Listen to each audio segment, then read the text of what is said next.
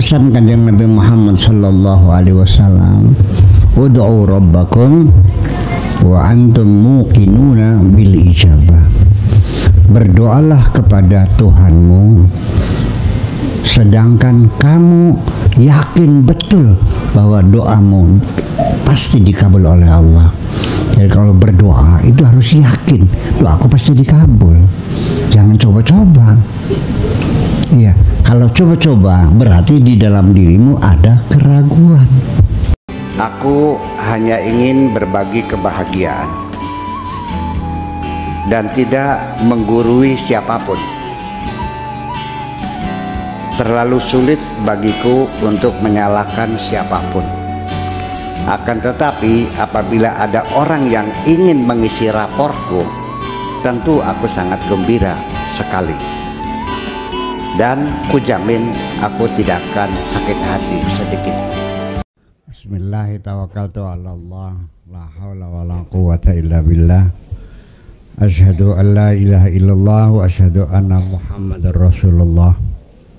Allahumma salli ala sayyidina Muhammadin wa ala alihi wa sahabatihi ajma'in, amma ba'd. Hadirin hadirat rahimakumullah, wa khususan Bapak Taufik Hidayat, mantan Bupati Indramayu yang saya hormati. Tapi kan bupati kan. Jadi sesuai dengan temanya tadi, bahwa majelis zikir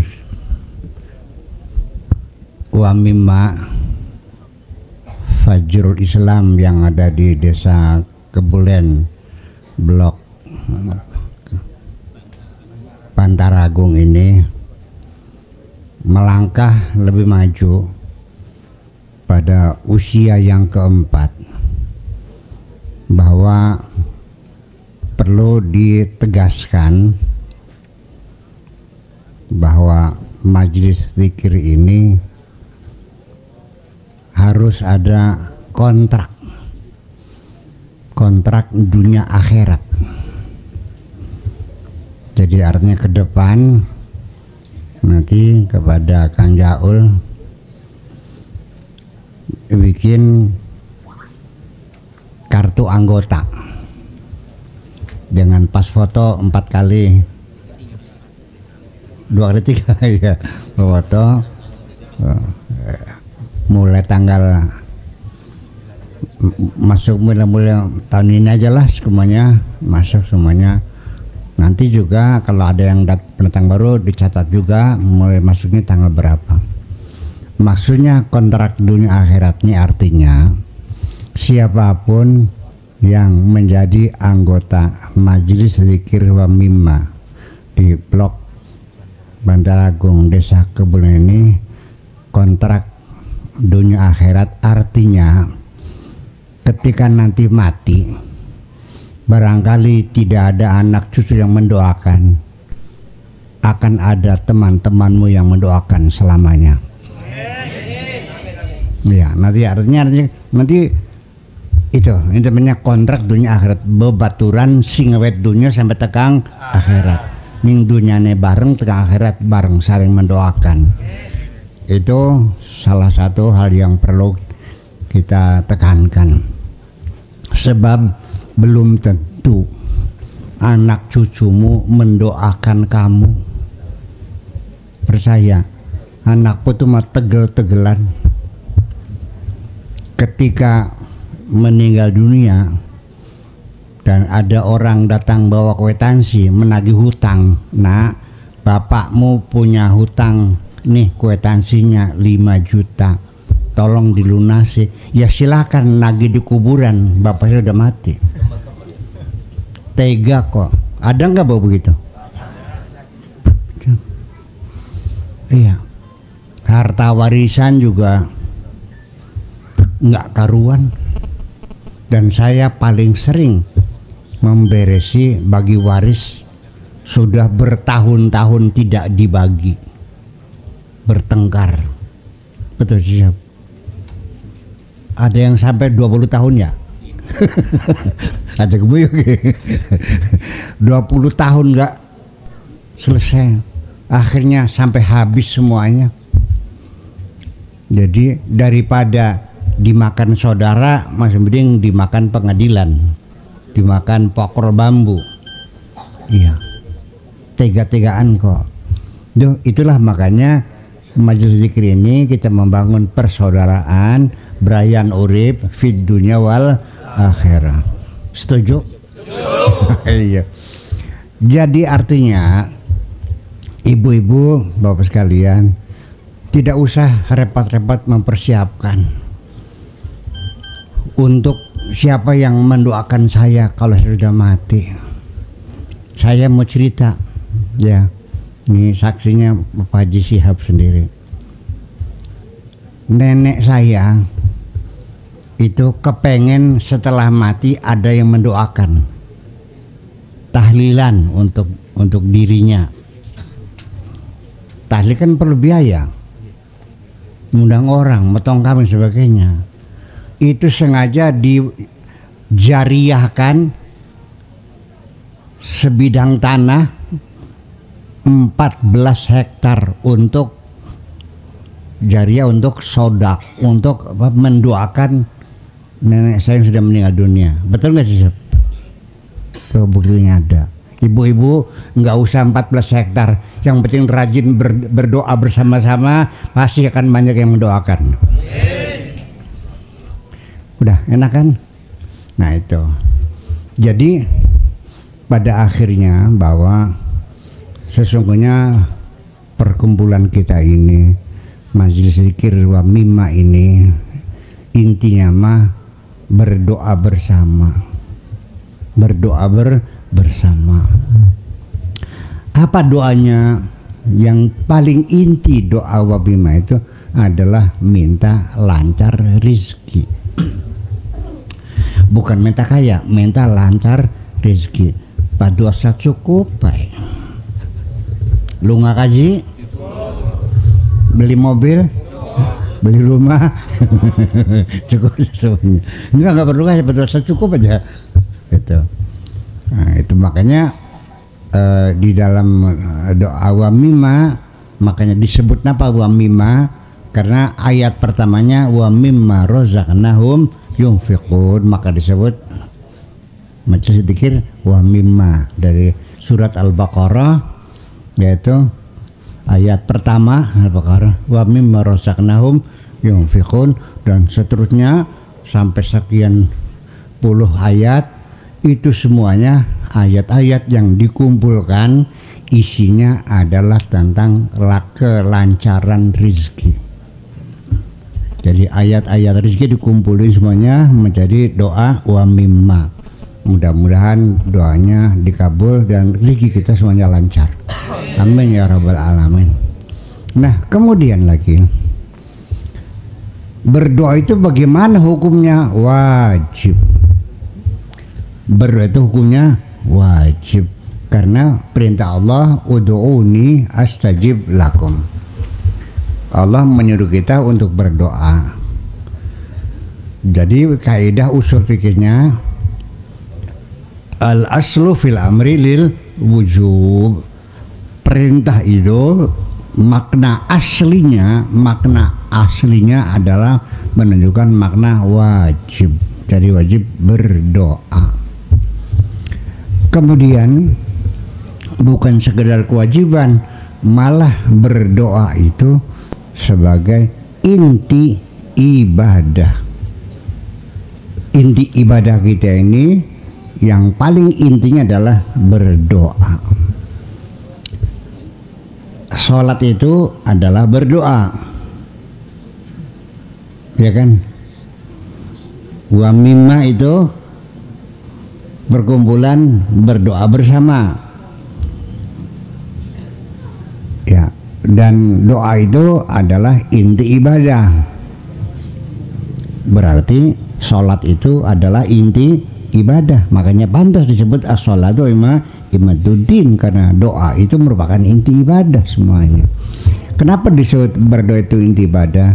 Karena di dalam berdoa ada hal-hal yang substansial yang perlu kita catat dalam kehidupan beragama. Ada hal-hal yang substantif, yaitu satu, Dia adalah Tuhan kita, Allah adalah majikan kita, tempat kita meminta. Yang kedua, kita mengakui sebagai hambanya yang meminta hanya kepada Dia saja. Jadi berdoa kepada Tuhan ini, kepada Allah ini adalah sifatnya monoloyalitas. Monoloyalitas artinya kesetiaan tunggal. Makanya di dalam Al-Quran dalam surat Al-Fatihah, setelah iyyaka na'budu lalu wa iyyaka nasta'in, hanya kepada Engkau sajalah kami meminta pertolongan. Ini adalah kalimat eksklusif yang menunjukkan monoloyalitas, kontrak setia dengan Allah. Dari mana datangnya itu? Dari mendahulukan takdimul ma'mul. Takdimul maf'ul bihi itu yufidu ma'nal ikhtisar, mendahulukan objek ya sebelum verb dan sebelum subjeknya, itu menunjukkan eksklusif. Jadi kalau kita mengatakan na'buduka, kami mengabdi kepadamu, wa nasta'inuka, dan kami minta tolong kepadamu, nasta'inuka, kami minta tolong kepadamu. Artinya minta tolong kepadamu, tapi juga bisa minta tolong kepada selain kamu. Aku minta tolong kepadamu, itu tidak eksklusif, itu umum. Artinya kepadamu aku minta tolong, kepada yang lain juga aku minta tolong. Tapi karena iyyaka na'budu dibalik kaknya dahuluan, maka dalam bahasa Indonesianya hanya kepadamu sajalah kami mohon pertolongan. Jadi kalimat eksklusif itu hanya kepadamu saja. Iyaka itu maknanya hanya kepadamu saja. Nasta'in, kami mohon minta pertolongan. Jadi kalau hanya kepadamu saja kami minta tolong, artinya kami tidak pernah minta tolong kepada siapapun. Kami hanya minta tolong kepadamu saja. Enggak ke Pak Haji Shihab, enggak ke Bapak Opik, enggak kepada Jaul, dan kepada siapapun tidak pernah minta tolong. Itu mana eksklusif. Jadi artinya kita bekerja hanya untuk Allah saja, dan kita bekerja dan kita mohon pertolongan hanya kepada Allah saja, kepada selainnya tidak. Itu mana eksklusif. Atau bahasa Arabnya namanya al-qasr atau al-ikhtisas. Al-qasr itu artinya secara eksklusif, tidak kepada yang lainnya. Hari ini saya makan nasi, artinya ya hari ini saya makan nasi, ya makan mangga, ya makan jeruk, ya makan rambutan, tidak masalah. Tapi kalau hari ini saya makan nasi saja, berarti saya tidak makan apa-apa selain nasi. Ini perlu sekali dalam pengabdian kita kepada Tuhan, itu harus berdasarkan monoloyalitas. Allah tidak mau diwayu, tidak mau dimadu dengan siapapun. Allah tidak mau engkau menyembahku dan menyembah yang lain. Aku tidak mau engkau minta pertolongan kepadaku dan minta pertolongan kepada orang yang lain. Engkau harus mengabdi hanya kepadaku. Itu yang jelas seperti itu. Oke. Kemudian ketika kita berdoa kepada Tuhan, harus membuktikan kesungguhan kita. Jangan main-main, jangan coba-coba. Saya seringkali kedatangan tamu minta wiridan, minta doa, punya tujuan tertentu, saya kasih amalannya, baca ini begini nggih mangga Pak Kiai nggih insyaallah mungkin kula cobi ngerti doa saya dikantongin, nanti saya coba deh mungkin dicobi.